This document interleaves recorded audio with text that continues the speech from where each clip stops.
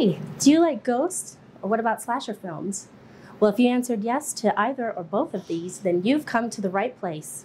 Woodsboro is just the town you've been looking for, and even Sidney's brother is here too. What if Roman grew up with Sidney? Let's take a stab at this idea.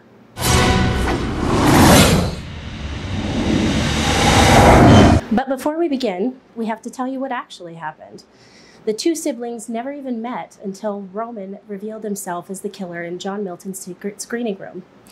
He brings out John, who has been gagged and stuffed into a corner of the room, and kills him in front of Sidney.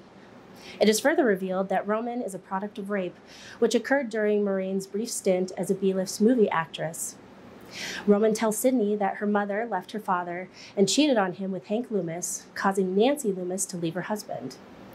Roman managed to track down Maureen and revealed himself to be her son, but she slammed the door in his face.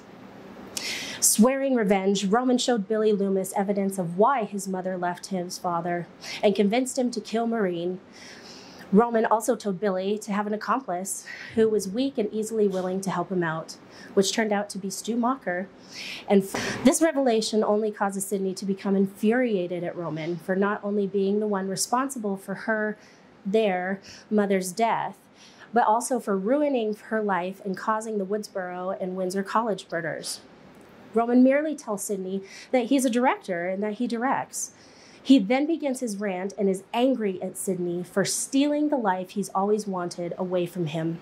Tired of hearing another killer blaming the circumstances of their life on her, Sidney berates Roman, who was already very jealous and emotional, and gets angered enough to attack her, leading to a fight.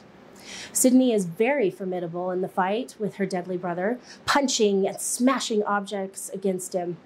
But Roman manages to gain the upper hand and attempts to strangle her. He, however, finds Kincaid's gun and shoots her, knocking her down. He then shoots her in the chest again to be certain in killing her. But Dewey and Gale, on the verge of breaking into the room, distracts him for a moment, and when he turns around, Sidney is gone. Roman tears the room apart, trying to find her before going to use his cell phone to locate her. Sidney beats him to the punch, using a phone to catch him off guard before popping up from behind the bar, stabbing him several times in the back before stabbing him in the heart. Sidney reveals to him that she had a bulletproof vest on as well, commenting they weren't so different. The two siblings seem to reconcile, and Sidney shows great regret for killing her own brother, even though it was in self-defense. The two grab hands and look at each other as Roman seemingly dies. But just as Dewey and Gale arrive, Dewey reminds Sidney that the killer is always superhuman. Visibly distraught, Sidney says that Roman was never superhuman. However, Roman jumps up and attacks them again. But Dewey stuns him with several shots to the chest on the advice of Sidney and finishes Roman with a headshot, killing him for good. Sidney then looks over her deceased brother's body with sorrow and grief. Look for hints of their relationship throughout the films. For example, in Sidney's house during Scream 3, there is a picture of Roman in his mid-20s on one of Sidney's surfaces, which is possibly a picture her mother kept before in the Prescott house in the original movie. But now Sidney keeps it, even though she doesn't know Roman is actually her half-brother. Also, when Roman spoke to his sister Sidney, he was not only sophisticated, but also personal. Roman also left pictures of Maureen Prescott at the scenes of his murders, which foreshadowed the relationship to both Sidney and Maureen. Overall, the entire murder spree revolves around Sidney Prescott, something that is made quite obvious from the start. So here is where the theory starts, after the party where the action of the incident with Maureen and John Milton. 9 months later, Roman is born, but instead of Maureen giving him up for adoption, she decides to keep him. There is something about the bond of a mother with her child.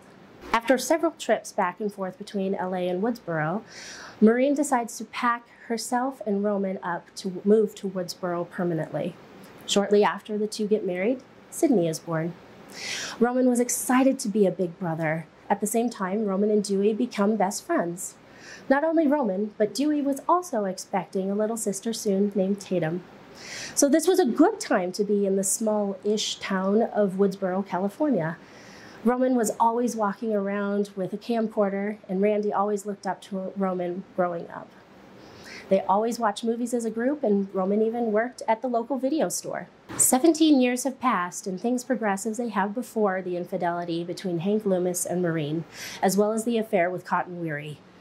But this time, instead of Roman being the one that sets up the murder between Maureen and Cotton and going to prison, Billy finds out from the parents arguing and getting divorced for it.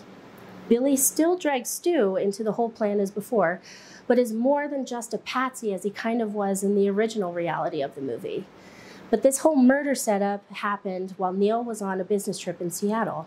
Sidney was staying the weekend with Tatum and her family, and Roman and Dewey were down in LA for the weekend. So this was the perfect time for this all to happen.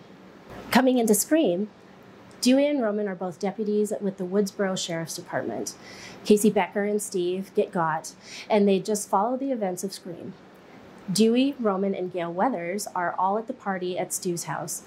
Roman gets the hint to give Gail and Dewey a little private time.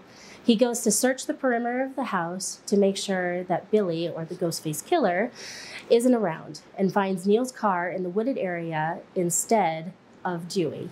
He calls over the walkie-talkie, but nothing, just static. Roman starts to make his way back to the road and gets knocked out. We then cut to the inside of the house where the teens are watching a movie as Gail places the camera by the TV just as she does in the movie.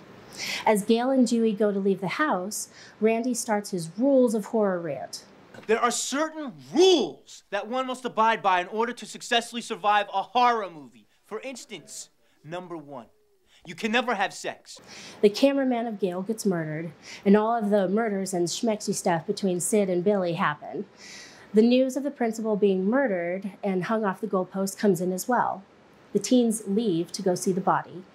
As Dewey and Gail are walking around, the car comes speeding down, and they jump out of the way. They find Neil's car with Roman stuffed in the back. They all head back to the house, and Dewey gets stabbed and Roman shot in the shoulder. Surprise, Sidney. Billy and Stu reveal themselves to the group. Sidney ends up killing Billy with the help of Gail. The TV gets dropped on Stu, but by Roman instead.